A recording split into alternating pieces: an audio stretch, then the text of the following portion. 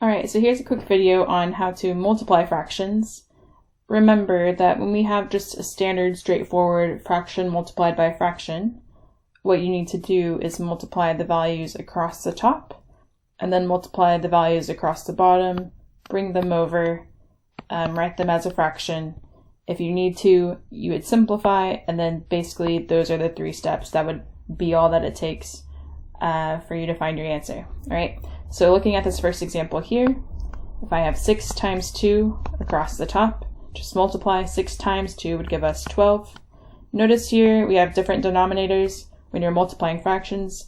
Just because we're multiplying, you do not need to convert to have a matching denominator, like we've talked about in adding fractions. So this time we would just multiply. 7 times 9 is 63. And now what we need to do is simplify. So if I have 12 over 63, I want to find the largest, hopefully the largest value that goes both into 12 and 63. So we want the largest number that's in the 12 times table and the 63 times table. So I'm thinking of the value of 3. So I would divide each of those numbers by the value 3. 12 divided 3 gives us 4. And 63 divided by 3 would give us 21. That is fully simplified, so that would be our answer. All right, let's try again. We have 3 more to try. I have 3 over 10 times 5 over 6. Again, multiply across the top, multiply across the bottom. 3 times 5 is 15. 10 times 6 is 60. All right, we want to simplify 15 over 60.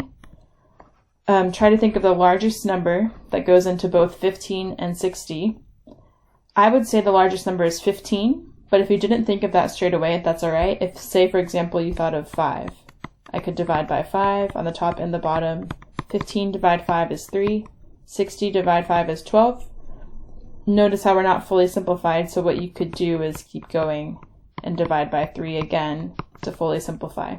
So 3 divided 3 is 1, 12 divided 3 is 4, and now that would be your answer. Alright, let's keep going. Multiply across the top, multiply across the bottom. 6 times 3 in the numerator is 18. 15 times 4 in the denominator again is 60. So I have 18 over 60. I want to think of a number that goes into both 18 and 60, coming up with 6. So divide each by 6. We have come up with 3 on the top and 10 in the denominator, and that would be all. Okay? If you'd like to pause the video and try the last one for yourself to see if you come up with the correct answer on your own, now would be a good time to do so. Alright, and then coming to the last question, I have 3 times 11 in the numerator and 15 times 5 in the denominator. 3 times 11 is 33, and then 5 times 15 is 75.